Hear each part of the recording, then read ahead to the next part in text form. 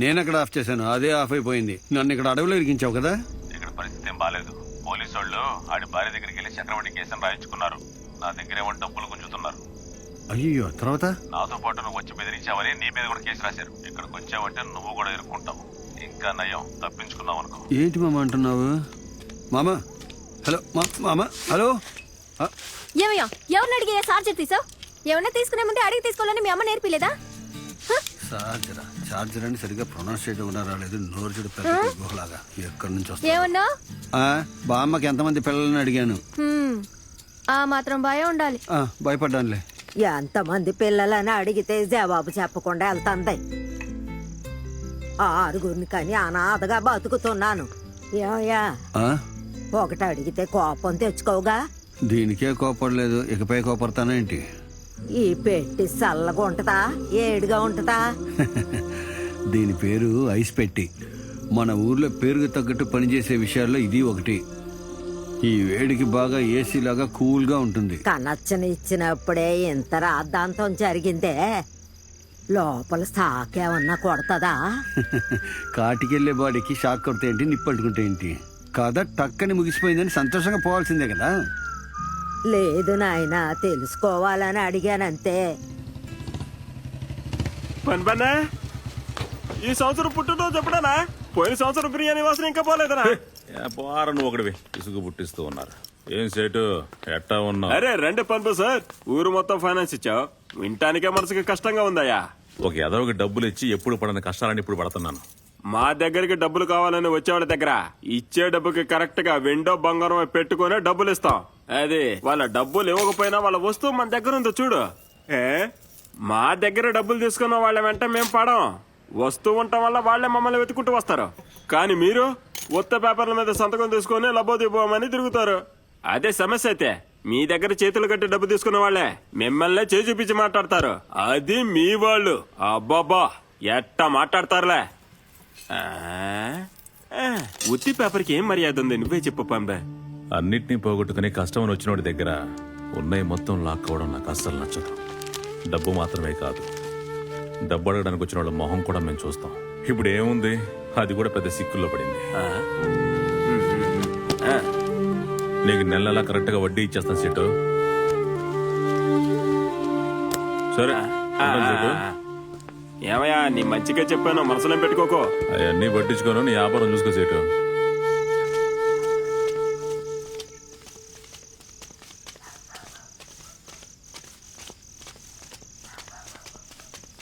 నువ్వేమి ఆలోచించకుండా ఇదిగో తిను. ఐపీఎల్ మ్యాచ్ చూడాలరా. సోనీ మ్యాక్స్ ఎవరింట్లోనే వస్తుందేమో, కొంచెం అడుగు. మ్యాక్స్ అంటే ఆగయ్యా, మ్యాక్స్ అంటే మలయర్సిగా తెలుసు. వెళ్ళి మలయర్సిని పిలుచుకురా. రానా అక్క, అన్న పిలుస్తున్నాడు.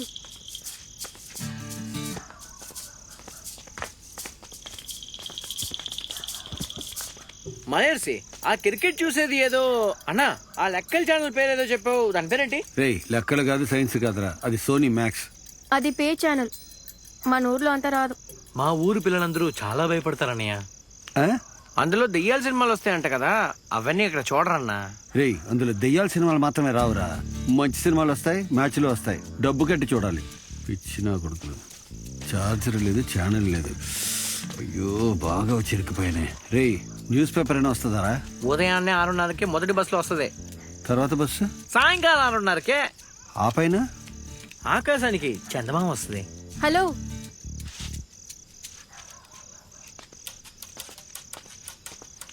ఇదిగో చార్జర్. పొద్దున కల్లా ఇచ్చేయి. చార్జర్ కాదు, చార్జర్.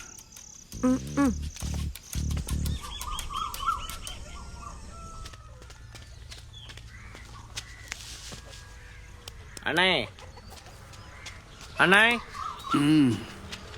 హే దినేష్, బస్సోడు ముత్తమ్మ కొట్టు ముందు పేపర్ పెట్టి వెళ్తాడు. అది కింద పడే ముందు తీసుకొచ్చారా? సరే అన్నయ్య. అన్నా రాని ఏడు దాకా పోదాం.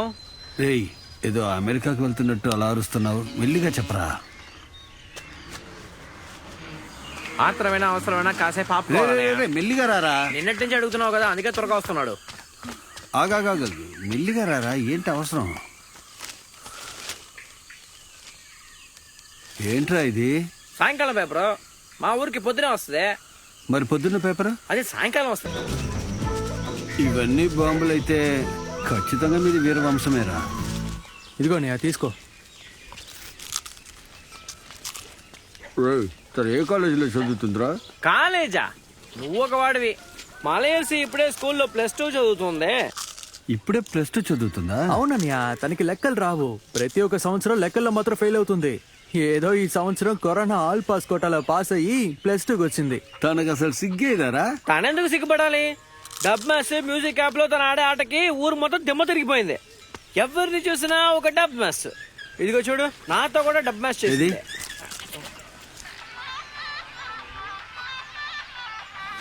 సూపర్ రా. ఏం బాబు, మా వాడికి మలయర్స్ వీడియోలు చూపిస్తున్నారా? బాబు, మలయర్స్ మా అమ్మాయి తోటి 1వ క్లాస్ నుంచి చదివింది. పాఠాలు బాగా చదువుద్ది, కానీ లెక్కలు మాత్రం రావు. మా అమ్మాయి ఆ స్కూల్లో టీచర్ అయిన తర్వాతే మలయర్సి 12వ క్లాసులోకి వచ్చింది. వాళ్ళ బామ్మ ఏ ఎదవా కూడా నా మనవరాలికి సరిగ్గా లెక్కలు చెప్పలేకపోయాడని టీచర్లందరినీ తిడుతూ ఉండేది. ఎక్కడికి లెక్కలు మాత్రం వచ్చుంటే ఈ పార్ట్కి ఎక్కడైనా కలెక్టర్ అయి ఉండేది. ఈడు తహసీల్దార్ అయ్యేవాడు. వెళ్ళరా, వెళ్ళి కూర్చొని చదువుకో. ఎవరికి లెక్కలు రాక ఊరికే తిరుగుతున్నారు. అవునన్నయ్య, నాకు లెక్కలు రే, రావు. లెక్కలంతా ఒక పెద్ద విషయమే కాదురా, సింపుల్ టెక్నిక్. ఏంటయ్యా సింపుల్ టెక్నిక్ అంటున్నావు? నీ లెక్క ఎలా ఉంటది? అన్నా నాకు లెక్కలు మాత్రమే వస్తాయన్నా. మిగతా సబ్జెక్ట్ లో ఫెయిల్ అయినా లెక్కల్లో 100కి 100 తీస్తాను. అందుకే చెంగంలో లెక్కల మాస్టర్ గా ఉండేవాడిని. హ, నువ్వు మలయర్స్కి అలాగే ఆపోజిట్. నీకు లెక్కలు మాత్రమే తెలుసు, తనకి లెక్కలు తప్ప అన్నీ తెలుసు. ఇదిగో నీకు మార్చుకోవడానికి బట్టలు. మలయప్పను వస్తున్నాడు, రేపు అతను వచ్చిన తర్వాత అన్ని పనులు పూర్తయ్యాక నేను నిన్ను పంపించేస్తాను, సరేనా?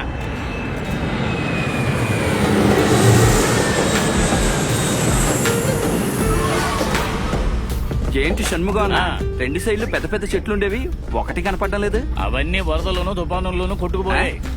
వరద తుఫాన్ వచ్చి తీసుకుపోయిందా, లేక మన ఎమ్మెల్యే వరదరాజును వచ్చి తీసుకుపోయాడా? ఏమయ్యా, నీ పాటికి నువ్వు ఇలాగే 4 మాటలు మాట్లాడేసి సౌదీకి వెళ్ళిపోతావు. మేము ఇక్కడే ఉండాలి, నువ్వు కొంచెం ఊరుకోవయ్యా. ఇలాగే వదిలేస్తే భవిష్యత్తులో ఖచ్చితంగా మన ఊరు ఎడారిగా మారిపోతుంది.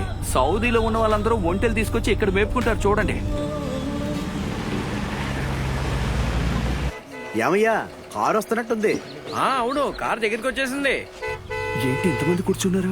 మనకి ఎంతమంది చుట్టాలు ఉన్నారా?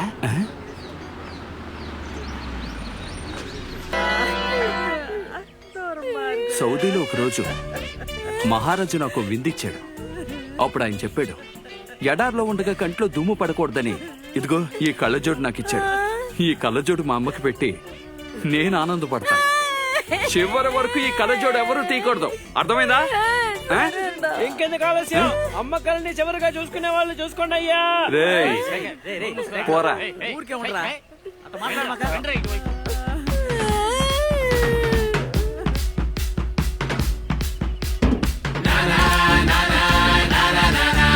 రేయ్, ఈ కళ్ళజోడు ఎవరు తీయకూడదు, అర్థమైందా?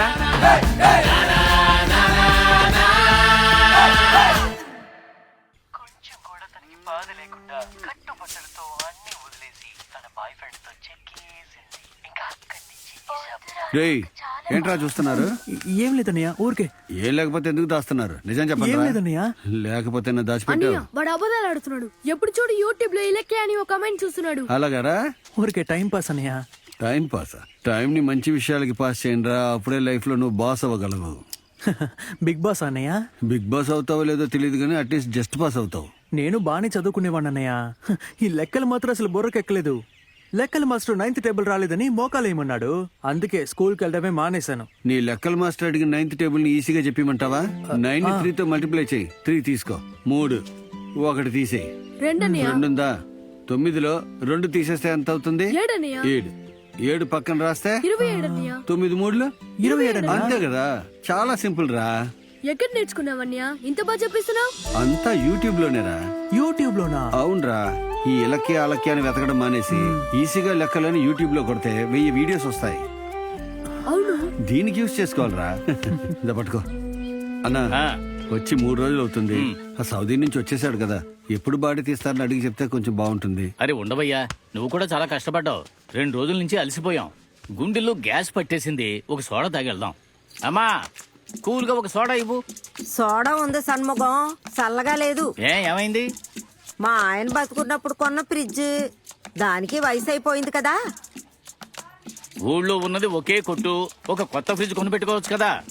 ఇక్కడ అవయ్యా, జరిగే వెళదాం. వ్యాపారానికి నేను దేన్ని నమ్మి ఫ్రిడ్జ్ కొనాలి? రేయ్, మొత్తం కొట్టుకెళ్ళి ఓ సిగరెట్ తీసుకురాపో. ఏంటి సిగరెట్టా? ఏన్నయ్యా, ఊళ్ళో ఉన్న నాళ్ళు సిగరెట్టే కాల్చేవాడు కాదు, కాల్చే వాళ్ళని తరివేవాడివి. ముసల్ది పోయి అందరూ బాధపడుతుంటే ఈ టైంలో సిగరెట్ అంటావేంటి? ఏరా? అమ్మ పోయింది కాబట్టి కాలుస్తున్నా. నాకు సిగరెట్ కాల్చడం బాగా వచ్చు. ఆ. ఒక టైం సిగరెట్ కాలుస్తుంటే చూసి అమ్మ నన్ను చీపురు కట్టతో కొట్టింది. ఓ, అయితే ఆ రోజే ముసల్దానికి నువ్వు సిగరెట్ కాల్చనని మాట ఇచ్చావు కదా. అవును, ఇంకోసారి సిగరెట్ కాలిస్తే నేను చచ్చిపోతానని చెప్పి ఒట్టేయించుకున్నా. ఆ. ఇచ్చిన మాట నేను నిలబెట్టుకున్నాను, తనే నిలబెట్టుకోలేక పైకిపోయింది. రేయ్, నువ్వు వెళ్ళి తీసుకురారా. రేయ్, 2 పట్టరారా. ఏంటి రెండా? నేను ఒకటిగా అడిగా. ఒక సేఫ్టీ కోసం చెప్పా. ఎవరికి? నీకే అన్నయ్య. నువ్వు వచ్చినప్పుడల్లా ఇదిగో సిగరెట్ మలయప్ప. కాల్చాలి. ఏంటి? అరే, ఓ ముఖ్యమైన ఈ విషయం తమ్ముడే ఆ ఫ్రీజర్ బాక్స్ తీసుకొచ్చాడు. హలో. 2-3 రోజులుగా ఊళ్ళోనే ఉండిపోయాడు. అమ్మని ఎప్పుడు తీస్తామో తెలిస్తే ఇతను పంపించే ఏర్పాట్లు చేస్తాను.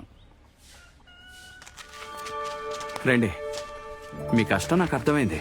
మా అమ్మని చివరి వరకు దగ్గరుండి చూసుకోవాల్సిందే, వదిలేసి వెళ్ళిపోయాను. హలో. అది నా తప్పే. ఏదో వచ్చానా చూసానా కొరివి పెట్టానా అని కాకుండా ఈ రోజంతా మా అమ్మని నేను అందంగా చూడాలి. నేను పుట్టినప్పటి నుంచి ఇప్పటి వరకు మా అమ్మ ఎప్పుడు చల్లగా లేదు. ఈ ఒక్క రోజైనా తను చల్లగా ఉండని. నీకు ఎంత కావాలంటే అంత అదంతా ఇస్తాను. నాకేం వద్దండి, బాబు, పర్లేదు. నువ్వు కూర్చో, అన్ని నేను చూసుకుంటాను. అరే అన్నా, కూర్చోవయ్యా. ఏంటన్నా కూర్చోమంటుంటే